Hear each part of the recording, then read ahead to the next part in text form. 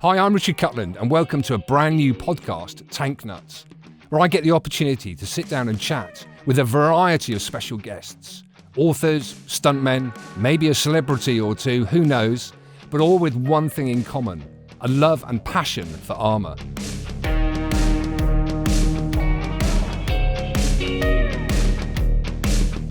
And I'm very pleased today to introduce my friend, author and writer, Mr. Craig Moore. How are you, Craig? I'm fine, thanks, and it's great to be in Paris.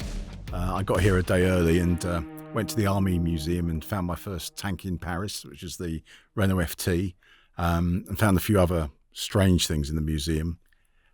Tanks come in all sorts of different sizes, and every day's a school day. I just keep learning new stuff wherever I go. And that's what I love about. I mean, we've known each other for a while now. Actually, the first time we met was in Tracks, I think. No, German Tank Museum. Was it in Munster, the German Tank Museum? Oh, there you go. And we sort of know each other. People will know you from Facebook and obviously the books, which we'll talk about later on as well. But I mean, the background for you, Craig. I mean, you started out your working life, as a sergeant in the 30 years. I was Metropolitan Police and doing stuff in Scotland Yard. But the reason I got involved with this, I've got a large military family. And one of my uncles, in front of me, I've got a Sherman tank, and that's what he went to war in.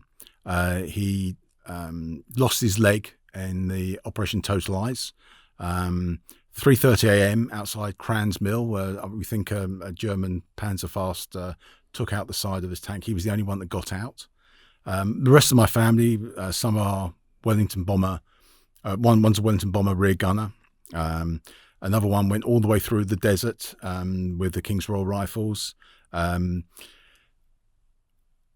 even further back, my great granddad and my granddad were in World War One. I lost my great granddad in the Battle of the Somme, and the other one was in the artillery. My dad's eldest brother, he took after his father, and when World War II happened, he went into the artillery as well. So as a kid, I had all these people who had stories, and at weddings they would come round. Although my uncle lost his leg, had the habit of taking his leg off and chasing the kids around tables, just a bit of a laugh.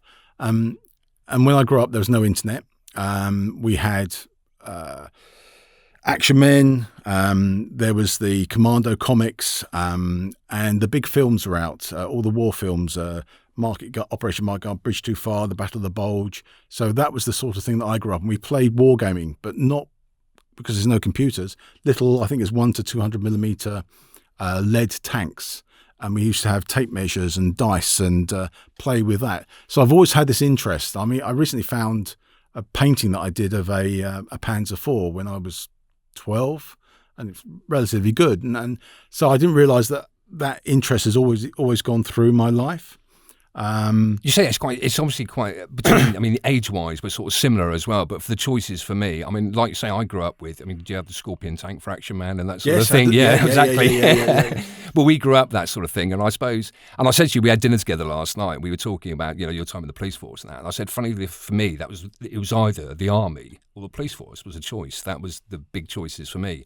And I said my background, I mean, my father did national service, that's about it. It was my grandfather who probably fed me these stories. He was a prisoner of war out in the desert in the REME, the Royal Electrical Mechanical Engineers. And he was a prisoner of war out there. So I used to love, as a young child, sitting down with my grandfather and hearing these incredible stories. But unfortunately, most of them have gone now, and you'd like to stop and go back and talk to them because you now know roughly what they went through, but there's details that you want to go back and find out.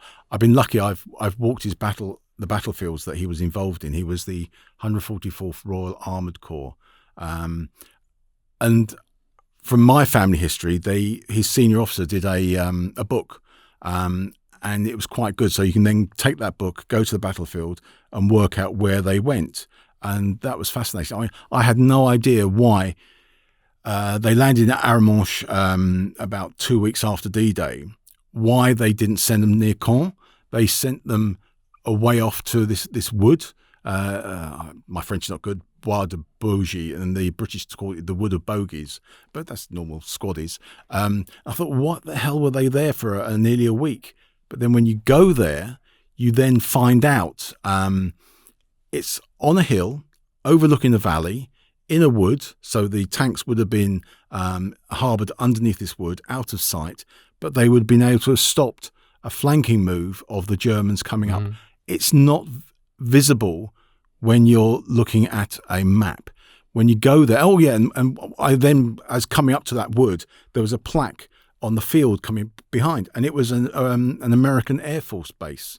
So therefore they were protecting that, which isn't on the maps, and they were securing the flank. And so you have to go to these locations to get a proper perspective. One of the other things I said, my tank was hit, and the commanding officer said, we thought it might have been friendly fire from one of the Canadians. Now, I don't know whether you know about Operation Totalize, but it was the big push out of Caen. This part of the battle, the operations beforehand were very problematic because unlike the Bocage country, which had the hedges which kept things safe from vision, the big fields around Caen, ideal for the 88mm guns, the 75mm guns of the Germans hidden on ridges, and they had better range than the Allies' 75-pounder guns. So they decided, right, we're getting crippled, lots of our tanks are getting taken out, we'll do a night attack. And that's what happened outside Caen. There's a main road going down to Falaise. The Canadians were on the right, and the British and the Polish were on the left. And the commanding officer thought that one of the Canadian shells must have thought we were the bad. His regiment was the bad guys and sent a shell over. I went to exactly where the harbour was at Cransmill, and when you go there, you suddenly realise that could never have happened, because I tried to find the road. The road is on a ridge, so if a Canadian shell was coming over, it would have to fly over the road, over a hill, and come down. It wouldn't have happened because at that close quarters, it would have gone straight over. But when you're there, there's a wood next door, and it's an old wood, and it's ideal hiding country for a German infantry soldier with a handheld anti-tank weapon. That's what I surmise. But you learn these things for when you go to locations. And I would recommend anybody that's interested in battles is to try and go to the location and find out what the land lies, because you get a new perspective. And I said, I mean, your Facebook page, I'll follow you obviously on Facebook and social media, but you're always travelling somewhere. We were taking the mickey the other day about your selfies. You've got this. It's your thing. Is this selfies? They're good. No, they're good. What's so nice? That same trip when we went down to Cransmill, we went to speak to the mayor, and he had got it all wrong. He was starting to write. He welcomed us, and he was starting to rename the roads with a different regiment. I said, no, they didn't do that. They didn't attack it. This regiment attacked the village down the road about 2 kilometres. And I showed him all the information and the maps, and it was the 144 that liberated your town in this part of the town. And he then took us to his house, which was on that section. And he didn't realise that his house was liberated by my uncle's regiment, and he because I live in London, I can see all the damage in London with the Blitz and the shell damage from bombs. He didn't realise that the damage on his wall was from gunfire and shells. And we was able to tell him exactly when his house got liberated, which was 3:30 in the morning. When the Scottish infantry came through and liberated his town. So he's very pleased. But then he told us where the Tiger tank got blown up. What's it? Whitman, and which is just down there. So he told us where to go and sit up and have a picnic and just look at that battlefield. And you could then see where the Canadian Fireflies were and where the British Fireflies were and where Whitfield's tank was. And again, you get a whole new perspective of that argument. I still think the Canadians did it, but that's going to really upset people. That is really going to upset because people. Because, I mean, the Canadians were literally at right angles to the Tiger tank.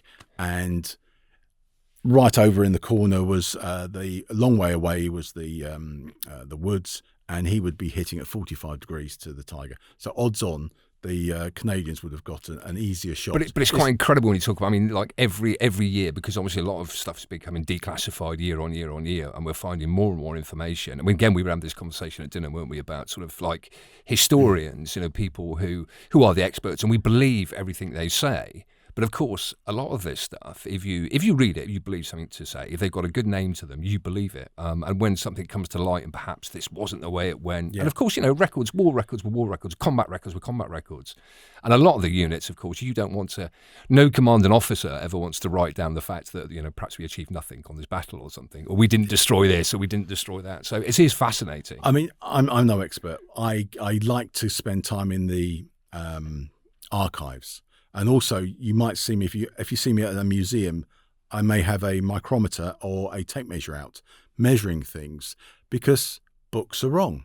And if I get the chance at a museum, got access to the vehicles, I will try and correct if they are wrong by doing examinations. And you learn things. It's like I was at Saumur, the French Tank Museum, which, by the way, has the best German armour collection. Not the best, the biggest collection of German armour. Definitely a variety. Yeah. But they allowed me access to top of the Marders and the artillery SPGs. And nobody has really measured the thickness of the superstructure. And you think German industry would be fantastic, everything would be, the tolerances will be good. But I was finding on, say, for example, a piece of armour which was only be 11 millimetres. Some of it was 10.5, some of it was 11.5. I didn't realise that there was such a fluctuation on the armour. That was all new to me. If you're interested in tanks, and get out there, look at the museums, go and do a bit of investigation, go into archives if you've got some, and most of them are free. And find out your favourite tank and just order a couple of boxes and see the real documents. But just to backtrack a bit. So you're at this time you're working. You're a full-time police officer, of course. At that time, are you still researching stuff? Are you still looking? Did this come after your retirement and everything else? Yeah, all the books and I then gave me the time. But when I was working for 30 years, I would go on family holidays. I was going to say about your wife, loved that. Yeah. I've got two daughters and the wife, and they hate military history. But I said to the wife, let's go to the Ardennes. It's near, not a big drive. It's got pretty villages. They have chocolate, they have waffles and nice beer. Okay. Well, about the fourth Panther tank that I found, she worked out something was up. But it's those sorts of things. You can go to locations and you can see history. I keep on going on holidays with my wife and say, right, there's no tanks, there's no armour. And like recently I went to the Lofoten Islands up in northern Norway. And I said, there's nothing up there. And I went to this town and I was looking around and things looked familiar. And this is wrong. I've never been here before. Why is this familiar? And so I hadn't Googled it before. I quickly did a bit. Oh my God. This is one of the sites of the Commando Raid, the 4 Commando Raids for blowing up the cod liver oil for the nitroglycerin for the Germans, and I was recognising things that are black and white photographs that the commandos are blown up. So you've done it again, haven't you? I went to the pub, went to find the museum owner, which was locked. He opened it all up, and he was so happy somebody was interested, and he took me all around. But that just keeps on happening. I do try to go and do non-military holidays, but these things just sort of happen. And you talk about, and obviously the travels and everything, you come with it. I mean, you do get around a bit. I mean, it's very much in like my role. When you visit all these museums, what would you say? I mean, give me your top museum. If you can do it, give me the favourite museum for you that you've visited to date.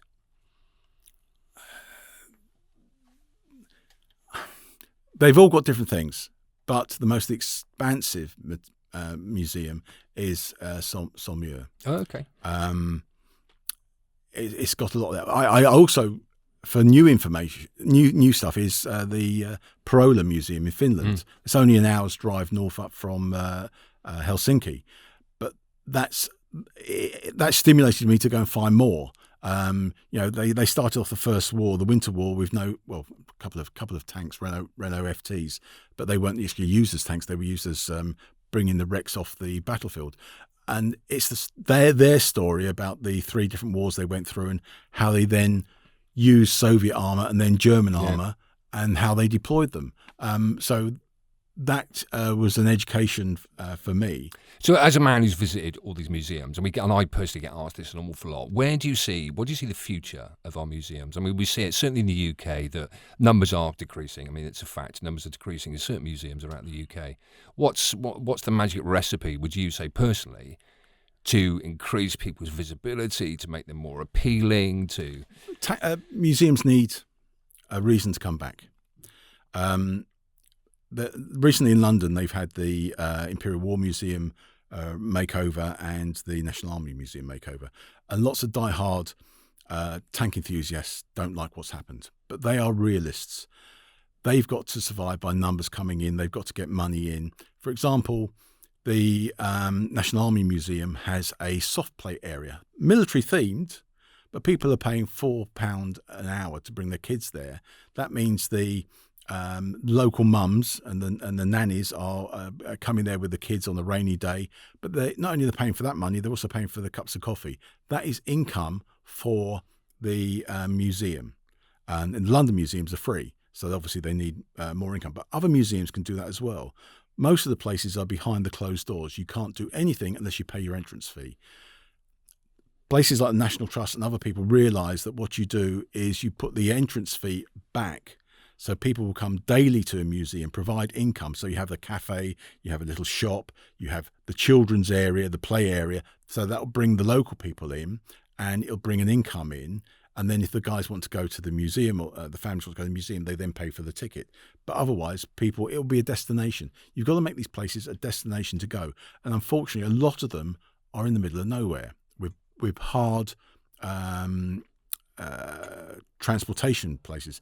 Bovington is a long, long way away. But because of what Bovington is, people will make the effort to get down there. But smaller museums like the Norfolk Tank Museum and Muckleborough, they and Tim Isaac's one up in North Devon, they're all very, very good museums, but they're very hard to find unless you're on holiday up there, and people don't know about them. So what I try to do, because I don't want museums to close. I mean, going back a little bit, Cat's Museum in Normandy, wonderful museum, excellent location on an old airfield, and it had the main tourist motorway going past, and there were tanks outside, and people would see that it looked like a good museum. Mm-hmm. It closed because my understanding is the people built it, but they didn't promote it.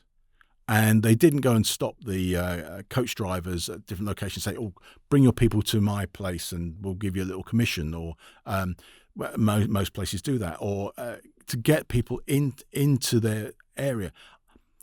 I don't want these places, they put a lot of work in there. I don't want them to close up. So what I try and do is help the museums if I can. But don't you think, the whole aspect, I remember when we were younger, the whole thing about the museums were, let's face it, as children, I used to hate, kicking and screaming when we go to a museum because it was all very much, you can't touch anything, you can't, there's barrier, there's vehicle or something. I used to love seeing the tanks. And I actually grew up quite close to the Tank Museum in Bovington. So now, I do feel that this interaction that they're all starting to get is much better. To be able to go up and actually feel and touch some of the stuff is a big difference. Bovington's great. You can touch that. You can go to Saumur, you can touch those. But there are places like the Imperial War Museum at Duxford. They've got the tanks behind ropes. Yeah. I have to say, I'm not a big fan of that. I think it's like they've got the Jag Panther, and you can't get behind. Yeah. You can't go around to have a look at it. Because the Tank Museum in Bovington, a special place in my heart. Because when I've seen it grown from when I joined the army back in, I was 15 years and 8 months when I joined the army, Junior Leaders Regiment, Royal Armoured Corps, which was the camp was directly opposite the Tank Museum. So I've seen it grow from this, basically a shack with the lady outside that used to own a little hut, sell cups of tea, to this massive collection that it is now. But I do think fundamentally that's purely because we've gone, or they certainly, out of a lot of museums, have appreciated that you have to run it to some degree as a business. Yeah, you've got to do it to survive, and people got to wake up. It's like, unfortunately, some museums are they will demand money for you to go and do videoing at theirs, thinking, all right, we've got this small time a win, we've got like £500 or whatever for somebody to go and do videoing, or we have to pay money to have a photograph of one of their tanks.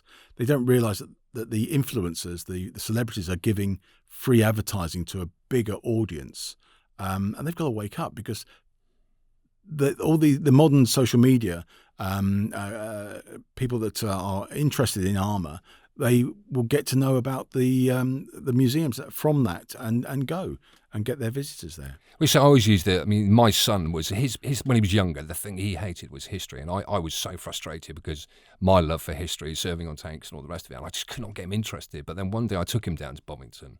And I think that sort of like that connection with the real thing made him super interested in the machinery, because he was always interested in technology, and obviously you got that great link between the tank and technology and everything else. I made him more interested in history throughout, and and then he got interested in the people and everything else. So I do think they've got the magic recipe down there, and of course Tank Fest has gone from, that's their annual event they've got down there, strength to strength to strength every year. So I just do feel it's one of the best family places. And most of the museums are now trying to do their own Tank Fest, like the Aussie Armour Fest, and then there's the American Heritage Museum. They're going to be doing their own version of a Tank Fest. The German Tank Museum do their Tank Fest. They just had that.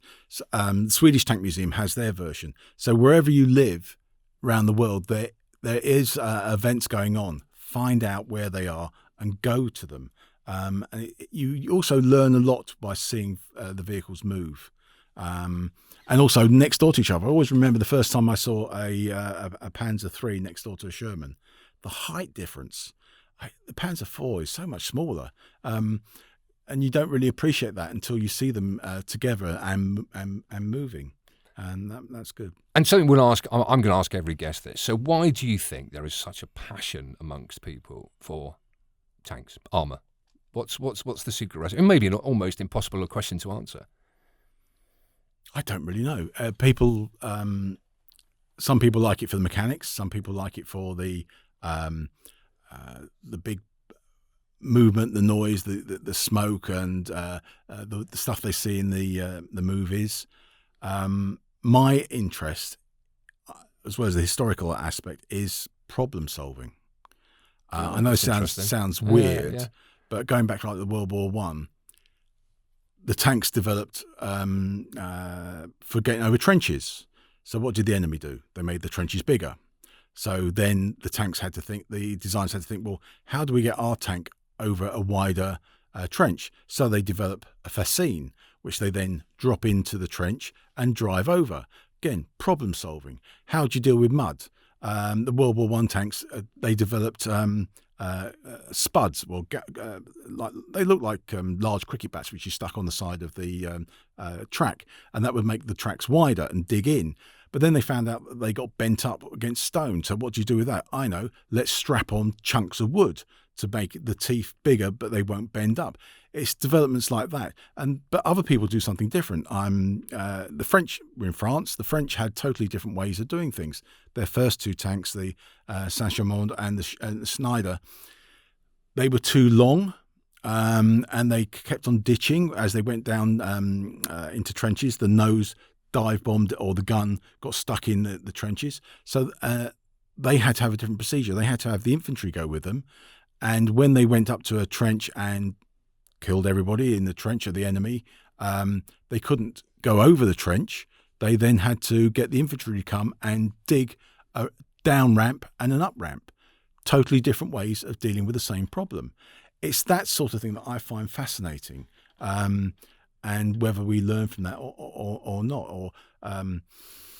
It's like with the Germans. Lots of people like the German stuff. I recently, for researching my book, I found out that the German Tiger tank got hit on the small arms fire on the smoke dispenser. Now, you need smoke dispensers so that the enemy can't see you and can't target you. But what happened here, it wasn't on a very windy day. The small arms fire blew off the smoke grenades, and it choked the tank crew inside and made them blind. They couldn't see where they were going. So German response was, right, rip off all the smoke grenades from the Panthers and the Tigers. And then some of the tanks that are in the museum haven't got those, but they didn't have the next problem solving. Because when I went to Fort Benning, one of their turrets doesn't have anything apart from the coaxial machine gun, no smoke dispensers. So what does he do?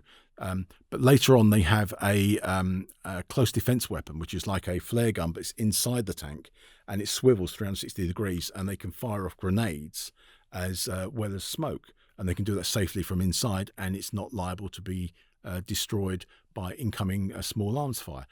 It's that sort of problem solving that I realise this is what I find fascinating about armour. But then you talk to people like John Pearson, who has the Valentine DD tank. He loves the mechanics. He loves the way how the thing works. Everybody in this not industry, everybody in this hobby has a different reason for liking what they like. Some people like the Sherman tank, some people like the German armour. You've got to realise what you like and then go out and find. But you say, I was interested about the smoke. I mean, even in 30 years of service on tanks, I've fired smoke twice. I mean, that problem is still not solved, I will tell you, to this day now. Yes. So, I'm just reading, there's a really good book on the French tanks, and in 1917, they worked out, the first outing of the French tanks was a slaughter. The artillery targeted them and just blew them up. And they worked out that the land, you've got to have good, solid land. And they wrote instructions. Tanks will only be deployed if we've got good the artillery spotters on the enemy is going to be killed. There's got to be smoke in the barrage so the enemy can't see us. And we've got to have good air cover to stop the enemy reconnaissance to come down. And then the tanks work, and it's great. I was just reading about Montdidier attack in May. They attacked, and they totally ignored their own instructions. And what happens? Okay, they have a good hour initially going up to the top of a hill, but as soon as they go over the hill and they've got the enemy off the hill and they're on the plateau, they then are seen by all the German artillery observers, and they just get wiped out because they've ignored their own instructions. And it's finding that sort of thing. They do find how to work, problem solve, but sometimes they ignore what they've worked out, which is, again, I find fascinating. So, Craig, subject of books. I mean, first question: how do you wake up one morning and think, I'm going to write a book, or is No, the first book I was asked, because I was asked by History Press to do one because of the 100-year anniversary is coming up, so that's what started that out. But before books, going back a bit, I was asked to be a writer and editor for Tanks Encyclopedia website. And that's a non-profit organisation. Everybody volunteers for their time, the articles, and the main emphasis is trying to get guys like players of World of Tanks. They like the game. They want to know more about the tank that they are driving. And unfortunately, Wikipedia is sometimes wrong. Really? People, anybody can change it. And if they don't like what they're reading on Wikipedia, they'll get in there and edit it.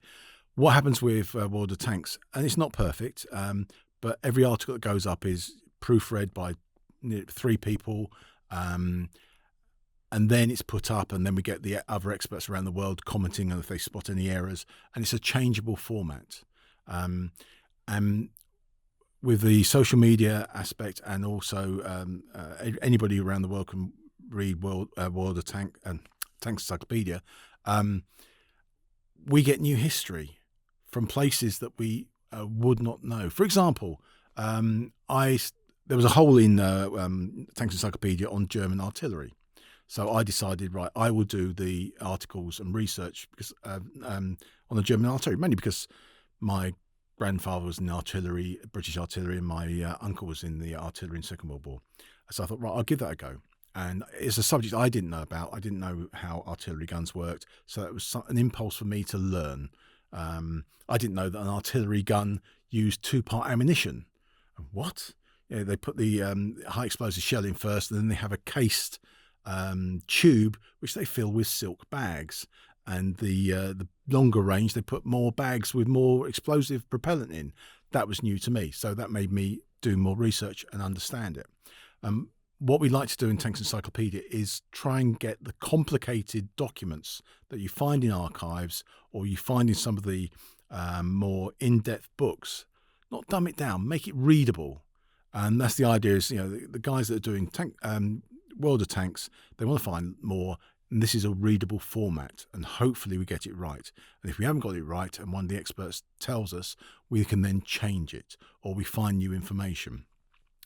One of the new bits of information that we found was on something called a Hummel Vesp. What happened is they built a load of Hummel chassis, but they didn't have the 15-centimetre guns to go in them. So they looked around and they had a store of 105mm guns, the ones that would normally been put on the Vesp. So they stuck it on the top. But there was only one photograph of that known, and that was post-war with a child on it. There were documents which Hilary Doyle and his colleagues found in the Bundesarchives, the German archives, but it wasn't really specific. Out of the blue, a contact I've got in Czechoslovakia, Patrick Chris, I think that's how I pronounce his name, he says, Craig, I have something on that. I go to the Czech Republic archives. I can't speak Czech. So off he goes, and he finds a list of all the vehicles that the now communist government has took from the Germans and put part of their inventory. And it lists 12 Hummel Vesps and the chassis numbers of all these vehicles. So we've got documentary evidence that there were 12. Fantastic. New history. And they actually used 8 and they used the other 4 as spare parts. We still don't know what happened to them, probably scrapped, or they may be in a lockup somewhere in Czech Republic. We don't know. But it's nice getting that sort of information. But don't you find some of the, I mean, like we had a lot of work at one stage about French tanks. It was all the subjects was French tanks. Find out everything you can about French tanks. So obviously the point of contact for us was we went to the French archives, which is, and I don't know if you've ever had any interaction with the French archives, but it is absolutely, I mean, the place is the size of a football pitch with just locker upon locker upon locker. And the problems we had, I mean, you could easily spend, and I'm no underestimation, probably a year of your life looking through these archives for stuff, which was, there was no particular rhyme or reason to anything. It wasn't particularly in any order.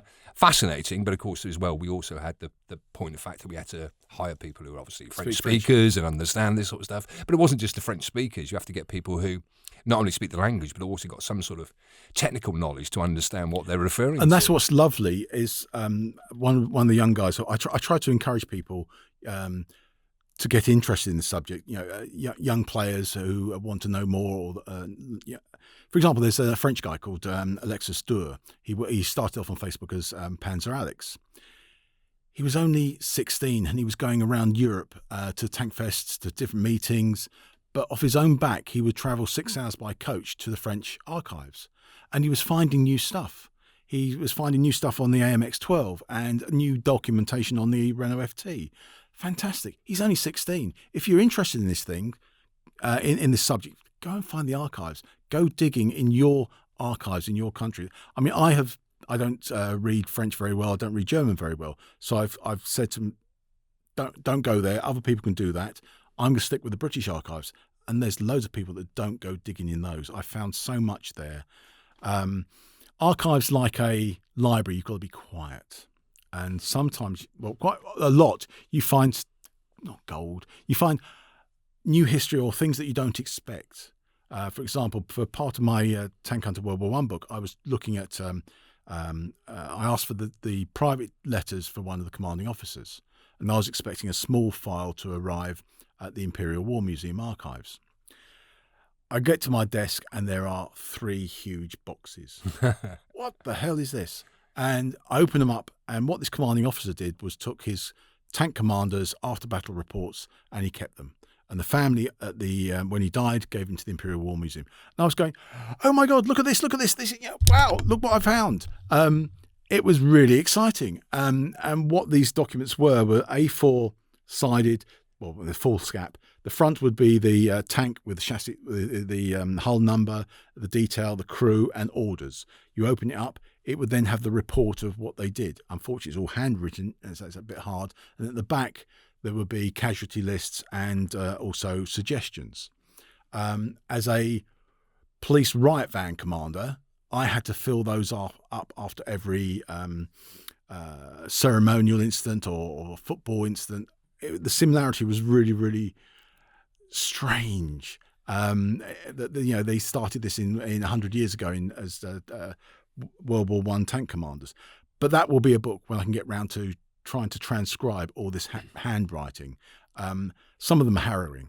One guy survived. You read these and go, you have to step away for a little bit because the description is quite blunt.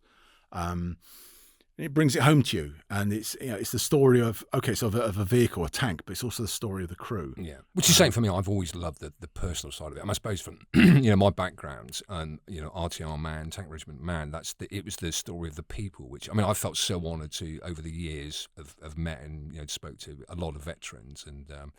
The stories they tell, but always tell them with such joviality. It's that sort of inherent, it must be this military thing where there's always the ability, horrific stories, absolutely gobsmacking, some of them, but always with a sort of degree of civility and humour injected into it as well, which is, such admiration for them. It's quite unbelievable.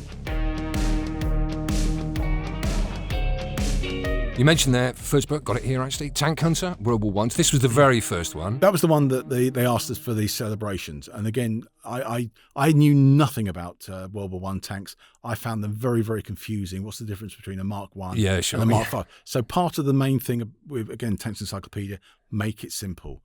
Try and work out why there were the differences. Little things like, did you know the World War I tank needed 4 people to drive the thing? What the hell? And then luckily the Mark V, they worked out that they changed everything, got new technology in, and they had one person could drive it. So it's little things like that, and that's what I find fascinating about the subject matter.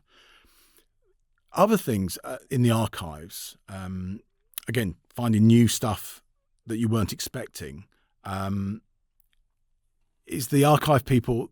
They don't know about the subject matter. They just try and write down what they think is in the box. And if you want to do a Google search, they have their own search engines. And when you search for a tank stuff, it doesn't come up.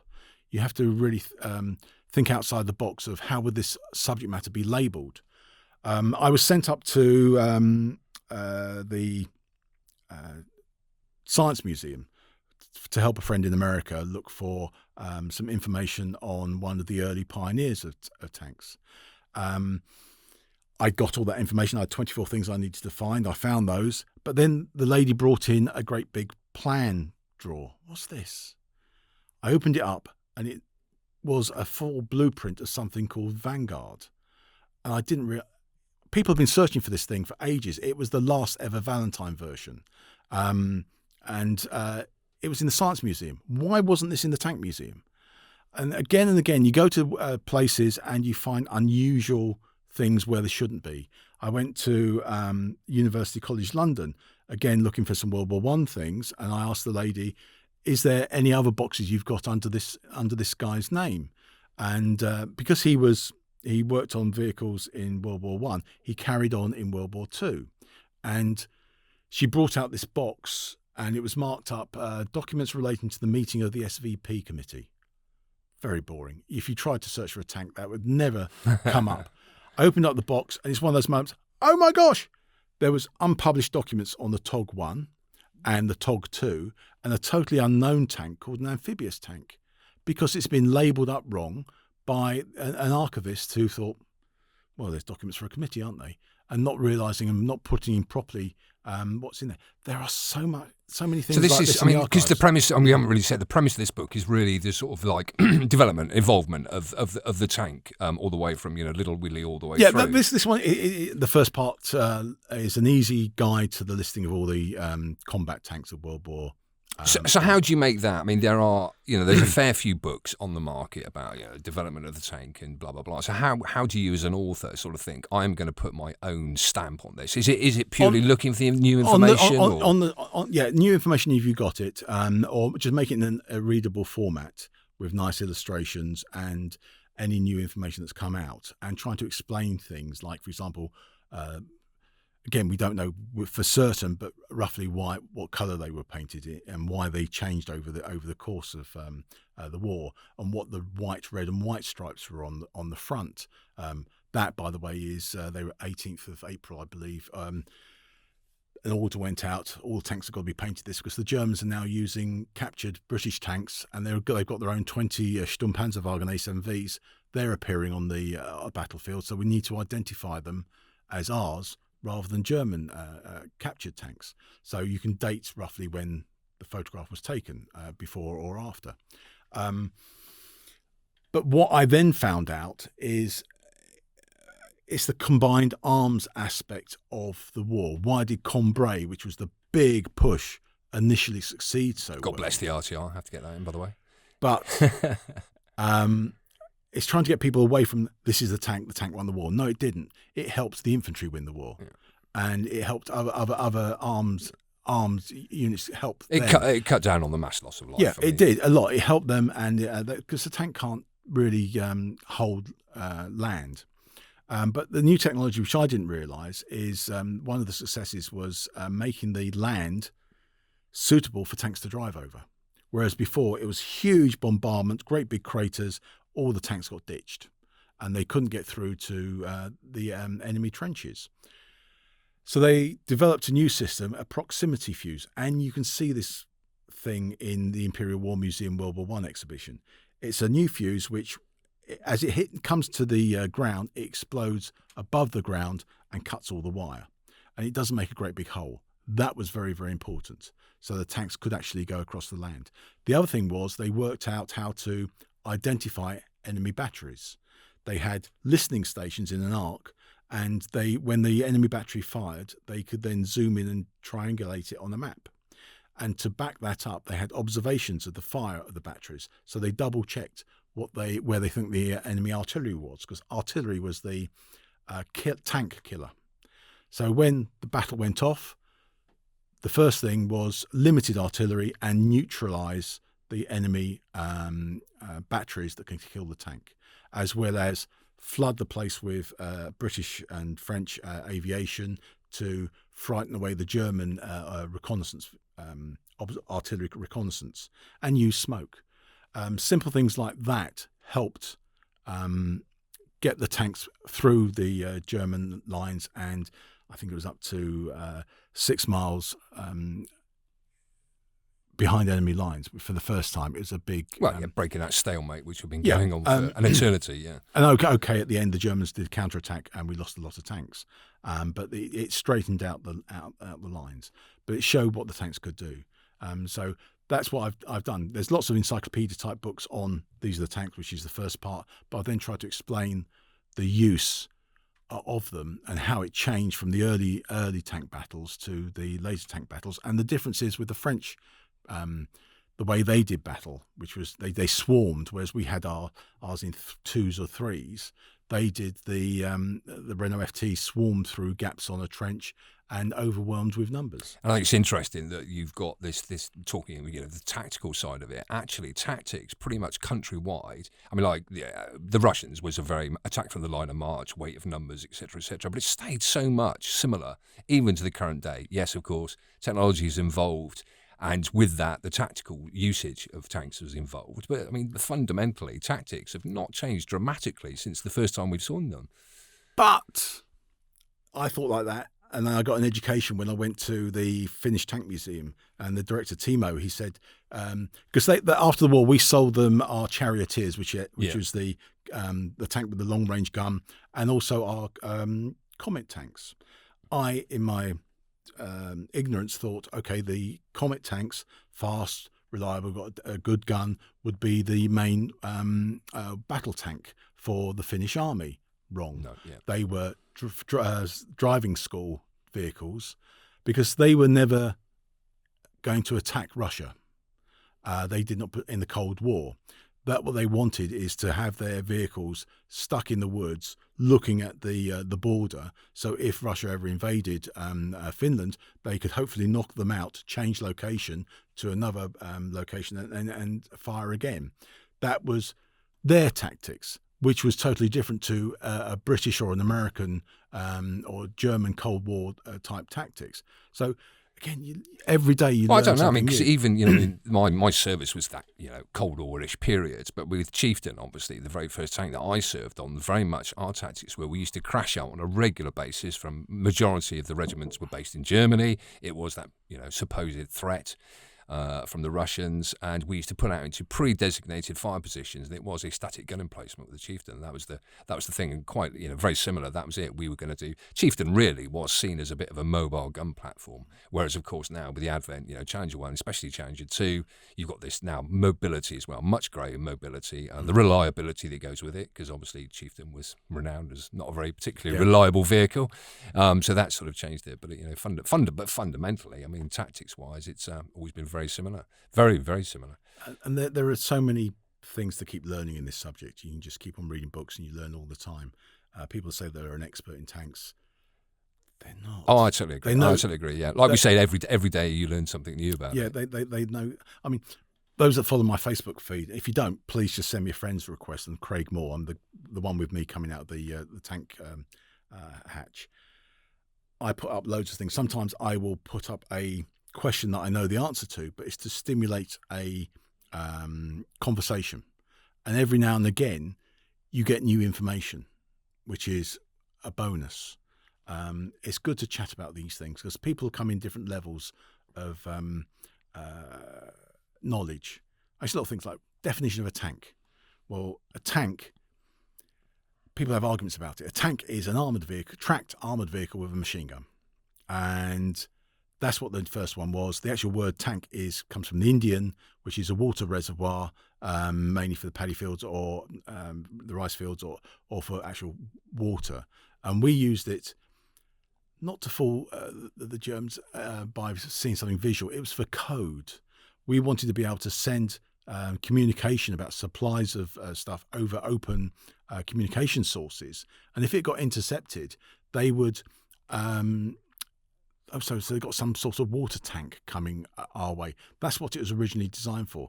So even a tankette, which was a new word, is a tank. It was armoured and it has a machine gun. The Renault UE is not a tank. It's a armoured logistics vehicle because it doesn't have a machine gun, although it's tracked and it's armoured. But then you set a machine gun on it, it's then technically falls within the definition. One of the things that really annoys you, though, when you see people refer to it, it does make a tank, and it's clearly not a tank. But there you go. It's just the puritists. It's puritists. And, okay, fine, you can have your definition of a tank, but going back historically, it was a tracked armour vehicle with a machine gun, and that's what the tank was. And things change as you go along, but it's good for these conversations. And absolutely. Talk about. Hetzer. Should we talk about Hetzer? No, must we? No. But again, new stuff has come recently. Last year, we found documentation during the war where that term was used in a wartime document, whereas before everybody said it didn't exist. Again, being the international thing of social media, my colleague on Tanks Encyclopedia, Lucian Stan, he went down to the archives in Romania, and it documents in Romanian the visit of two German senior officers to look at their tank destroyer, which looks very, very similar. It begins with an M. I've forgotten what it is. And they recorded that they said that would make a good Hetzer, and then other people believe that the term Hetzer is a class of vehicle. It is there to lay an ambush, and it will bait them, or it will fire and then disappear. Because that was, Hetzer was. I made the fatal mistake once of on a social media channel of saying about Hetzer and saying it means chaser or something. Beta or whatever. Yeah, beta or it's whatever. Not a chaser. Oh my word! It was a whole can of worms. It is a great big can of worms. But what's lovely is now there's new documentation of it actually being used on a wartime German strength report. And there's even going back further that the Germans were using it even before this thing was built as a term for a type of vehicle. It's history books can get rewritten. Absolutely, because new documents are found all the time. Yeah, of course. How long did as a non-author, of course. How long would you say that it took you to produce this? That one was 6 months. Which to me seems super quick. Yeah, because some of the stuff I've already redone for Tanks Encyclopedia. Oh, okay. You always, you finish your book and you always say, oh, God, new stuff comes along, you want to change it. That's the beauty of a website. You can change it when new stuff comes along. I've just been asked by the publisher, look, Craig, can you do German stuff? Because German books sell. Yeah, I've got loads of British and Allied armour things that I want to do, but the publisher says, please, can we have some German things? And I did not want to do another Panther book or yet another Tiger book. But then, again, you stumble across things in the archives. I found out that the British Army and the government needed to know how to kill this new threat, the thing called the Panther. They captured some, they were given some by the Soviets, and they tested them down at Shrubiness and in Chertsey. And I found these reports. I thought, okay, that's not published. Let's make a book on that. And it's more themed using British scientific reports. What did the British government know at the time, not after the war, but at the time, and how did they communicate that to the troops going to D-Day and post D-Day? What's the best way of knocking these vehicles out?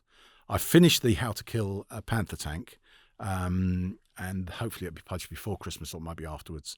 Not the Panther Tank, and then I'm 50% through the Tiger Tank one. I'm learning an awful lot, and sometimes when you archives and you're doing more research, you find something and the hairs go up on the back of your neck. For example, I got a load of Intercepts, which is the Enigma Intercepts of conversations going between the different German units. Yeah. And Churchill received these summary of all these intercepts every morning, and you can get access to this. So if you're ever near Kew, it's wonderful to just read these things. And I was looking at this bit of document in my hand. I suddenly realised what I was looking at. Before I go on, you've all seen James Bond, and you've got M and Q. Well, the chief of the Imperial General Staff was C, and he used green pen, Alan Brooks, and he would sign everything in green pen and C. Churchill would sign everything in red. And this was an intercept that came along, and it talked of Tiger Tank movement. And then in red, he said, C, what is this? And at that exact moment, on that day's report to Downing Street, it was the first time that Churchill heard about a Tiger Tank. And I went, wow, I'm holding a piece of history in my hand, and the back of the tingles. Oh my God. And again, one of those moments, look, you want to shout to everybody in the archives, look at this, look at this, look at this. This is really important, but you can't do. And then at the back of that was a 2-page summary by the next day by Alan Brooks of what the limited information they knew about the Tiger Tank. Going to the Panther Tank, again in the archives, I found the first contact the Allies had about what the Panther Tank was the first captured one by the Soviets. And the Canadian military attaché was invited by the Soviets to inspect this thing. And they've got in the archives the handwritten notes, measurements of what the Panther Tank was. And then they've attached the typed one, which was sent, and it tells you where it's all been sent to America, Canada, Britain. And then you can see what those different people then translated those measurements to, diagrams, drawings, and they then started their first posters, trying to push this out to the units. This is the new threat. This is what it looks like. This is what we think the weak points are. Some of the information was wrong, but it's what they had. It was the intelligence report on that day, date, time, and place, which was lovely to find, and that will be in the new book, so people can see that. I went to Fort Benning, and Rob Coogan out there suddenly had on his table a little leaflet, and it's called How to Kill a Panther Tank, the same name as my book. What? And what it was the American answer.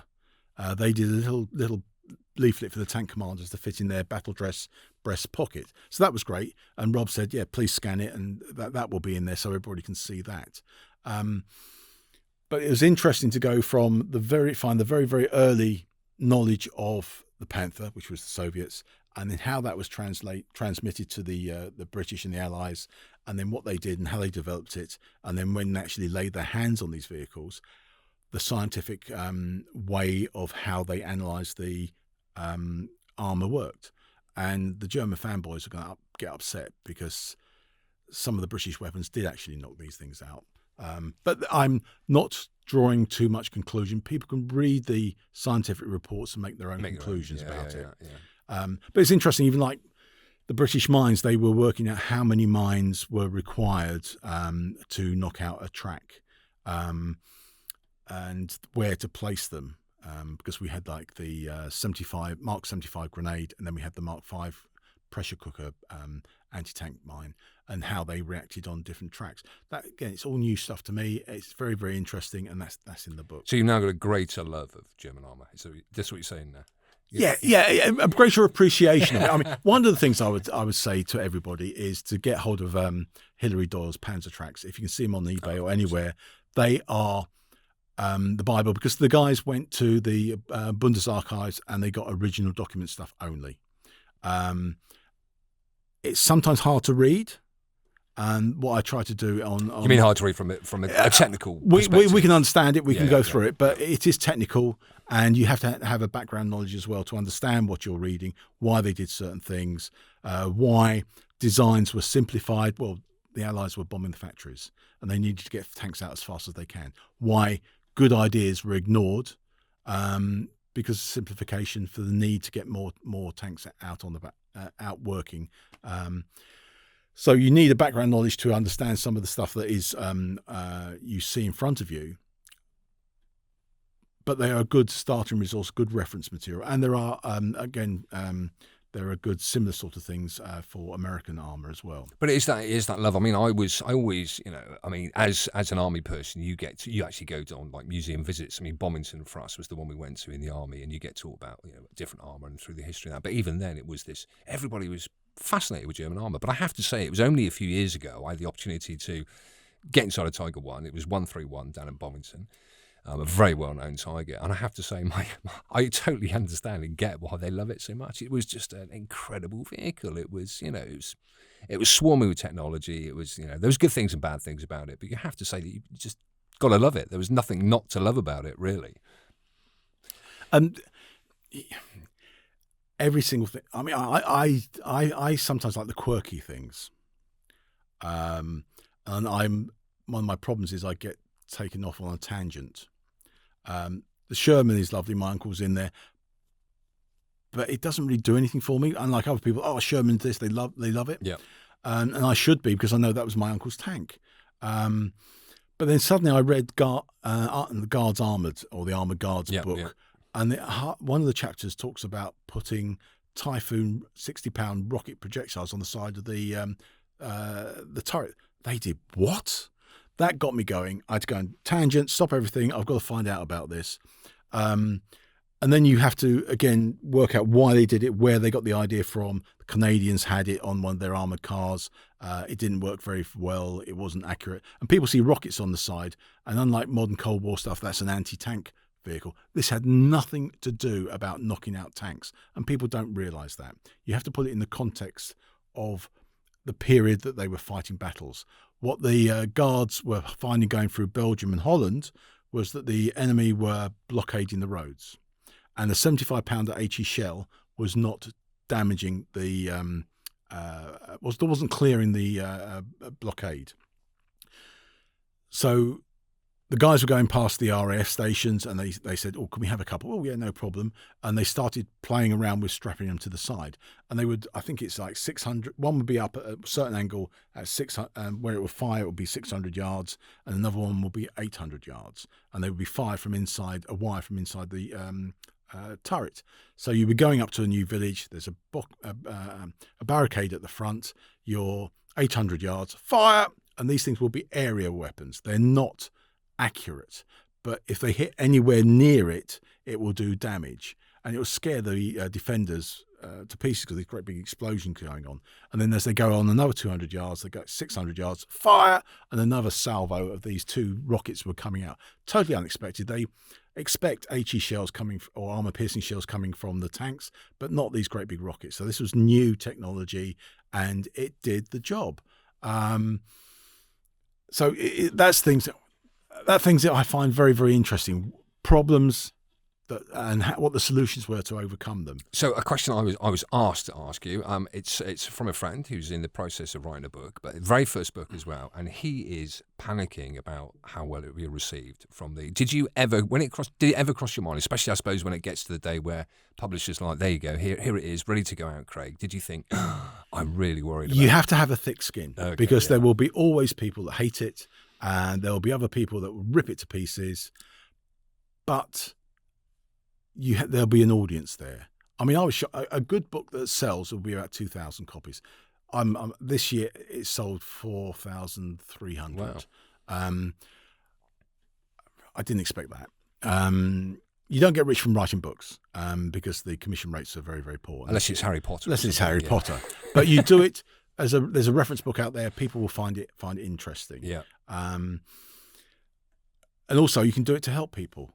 You can bring awareness to different museums. Like I in the books, I try to always put down where you can go and find surviving examples of this. Thanks to Pierre Olivier, who does the Surviving Panzer list. He's collated all those. That's a very good resource.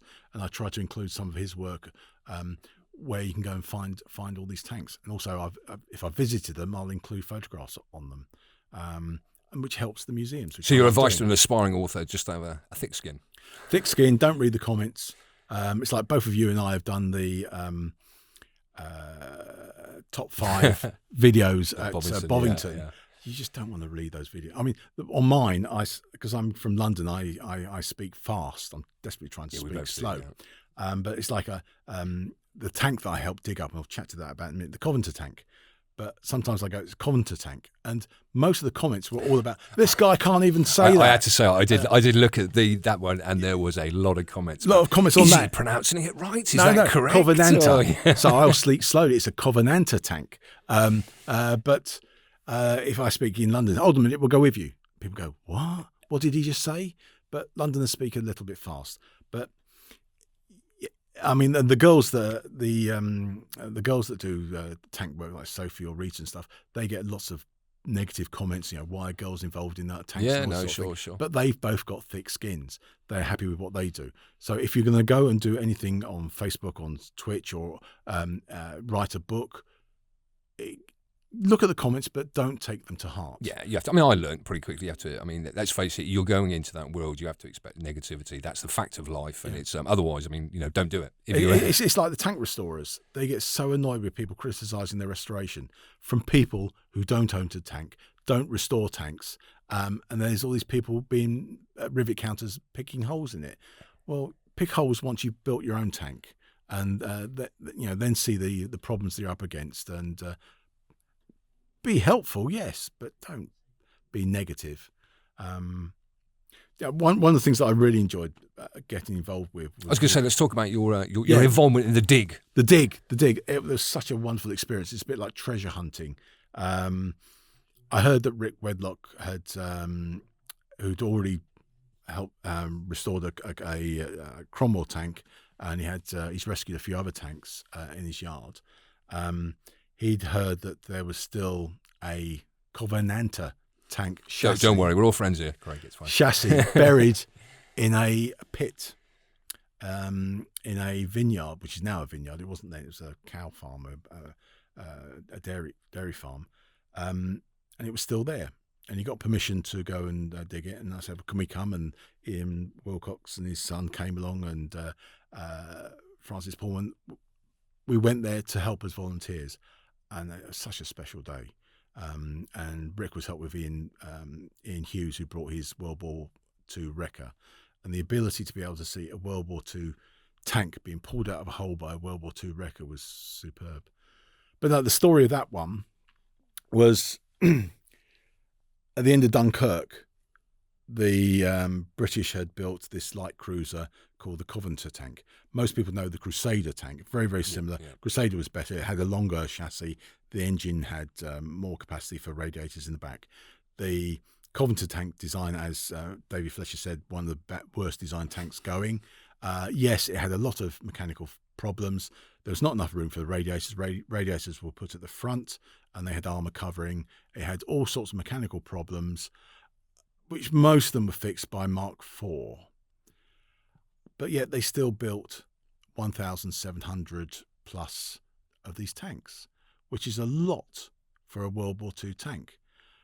And it was a very good training tank, because most regiments had them initially until the later version Churchills and the Shermans came over, when the troops then converted to those for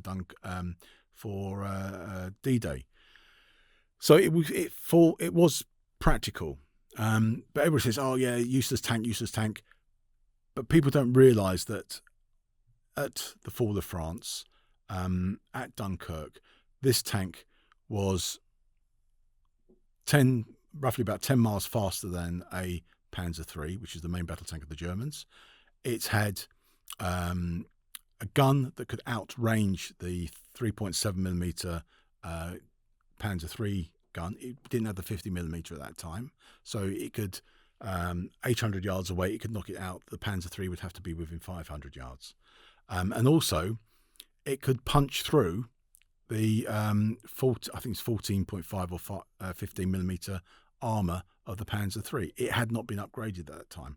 So when this tank came out of the factory, apart from the engine and mechanical failure, it was reasonable. It could have, if the Germans had invaded England. Sounds a bit like Chieftain. Chieftain, yeah. If the engine worked, it would have had a reasonable chance at that period of time. But again and again and again, people compare tanks out of period. Yeah. They would say, "Oh, the Matilda's no good against the the Tiger tank," or they didn't fight together. You have to compare tanks at that period. Obviously they get outclassed and they come against the new tanks. But you have to think about the time period of when these vehicles were there before you make a statement. Anyway, these tanks, after the regiments swapped them for the newer Churchills, the newer Cromwells, and the Shermans as they came on, they were spare. So they were given to the infantry to do training. Now, the Canadian 3rd Division was headquartered at Headley Court, which is south of London. And the troops were billeted around the area. But they did training in what they call the Mole Gap. It's a valley between two hills on the North Downs. And that's where they did the training, and the tanks were going up and down, and the guys would use them for training on how to stop a tank. And they would have satchel bombs, which is roughly a bag with grenades or mines stuck in them, and the troops would be shown where to shove it and let it explode.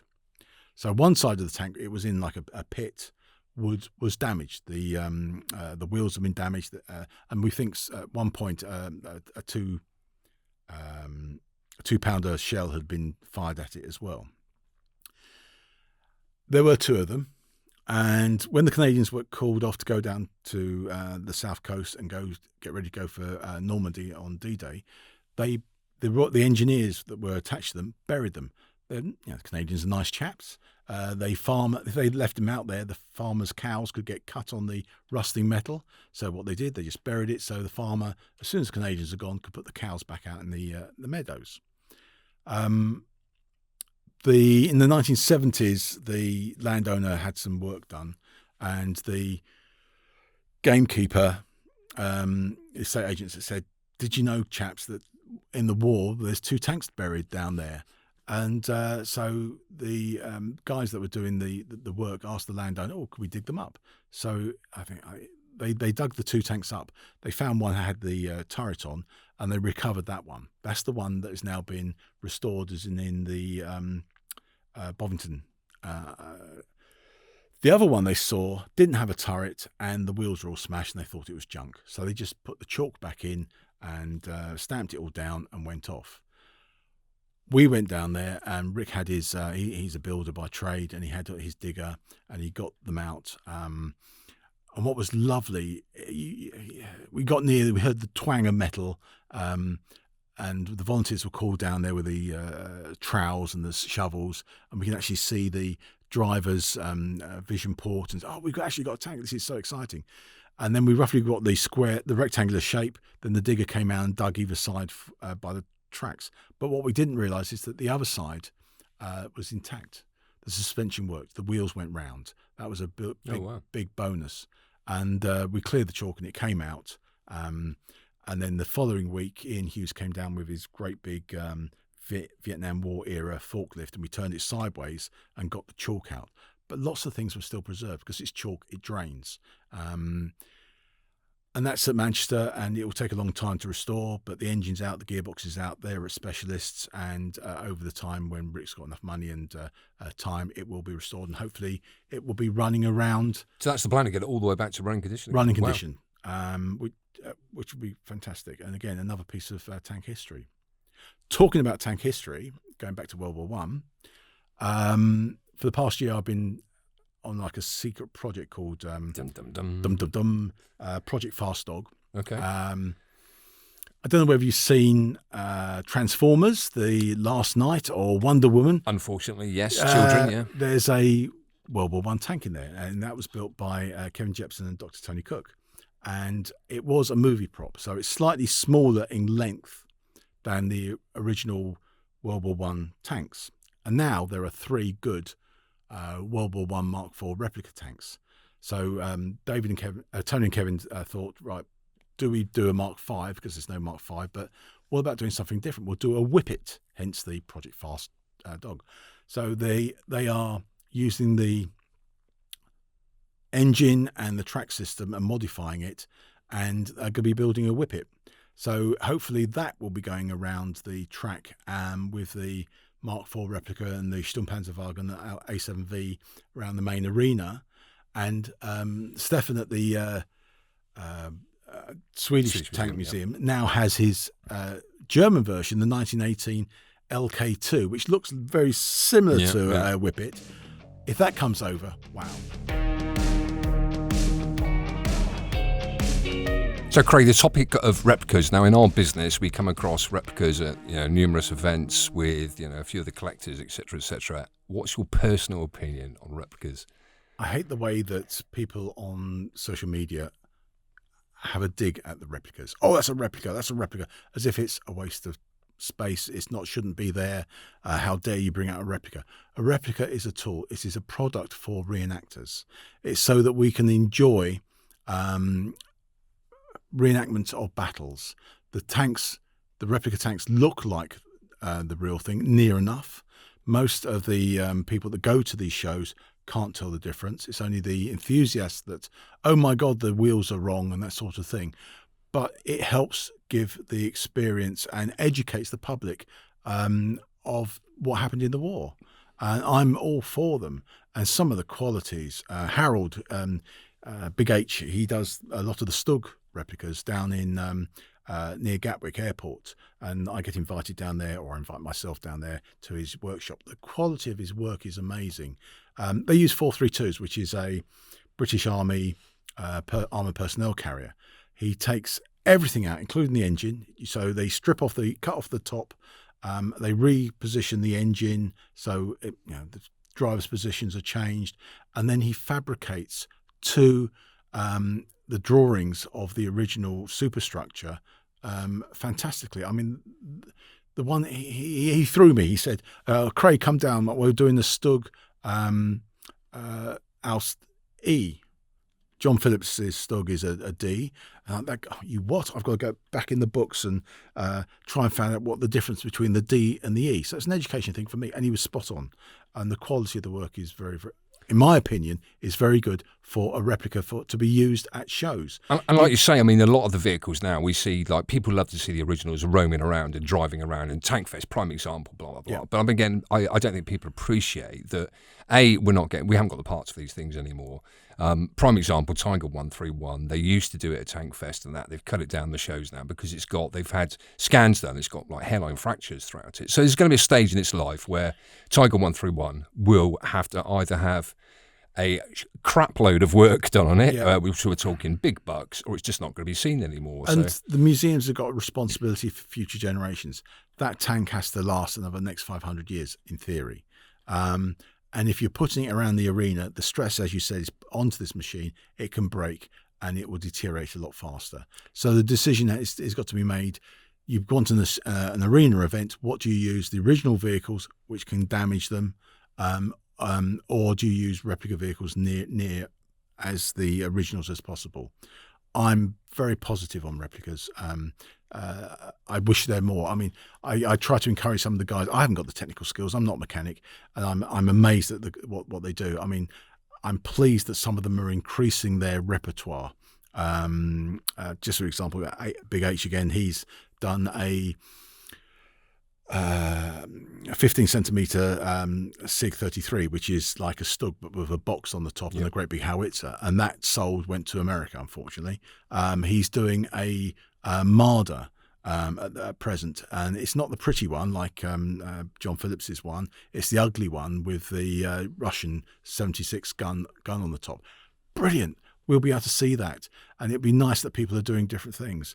But what about the use in movies? I mean, a prime example, probably Fury was the latest sort of big Hollywood blockbuster where they actually utilised Tiger 131, the real vehicle, in the film. And I have to say, it was, the response from the audience was fantastic. You're actually using a real tank in there. It is lovely to see that, compared with the Battle of the Bulge of when I was a young child. Yeah, I was just thinking exactly about that. Seeing the American tanks come out with the King Tiger tanks. That's wrong, but you got the sense of the battle. There are some very, very good Soviet Russian films at the moment of the Soviet era, and they are using some of the collections from and replicas, and they look very, very good. Unfortunately, they didn't have 12 Panzer IVs, and they were built on a modern vehicle, and they looked like old. Not very good replicas, but it's nice if you can get good replicas, and it gives the experience, the film experience, much better. So if you had let's face it, the money and the technical ability to do it, what would you produce as a replica? What would be your dream replica? I suppose because of my artillery book, I'd have to have one of the. You're going to say a piece of artillery. You don't say a piece of artillery. Self-propelled gun artillery. No way. We're running out of time, Craig, unfortunately, because I feel like I could talk to you all day. But I want to say to everybody, if you get the opportunity, if you haven't already, check out Craig's books. Number 1, Tank Hunter, World War I. Fantastic read, I have to say. Second one, if you're into artillery, I won't comment about artillery. But there you go. German self-propelled artillery guns, the Second World War. And the third one, How to Kill a Panther Tank. That will then be followed by American Panther Tanks, which is weird. They didn't have it. It's the ones that are over there. And then eventually How to Kill a Tiger Tank will come out. And then there will be more. There's been more. More's are already being more for more research. More for more in research. Thanks very much, Craig. It's really, really kind of you to take out your time to come and talk to us, and I really appreciate it. Thank you very much.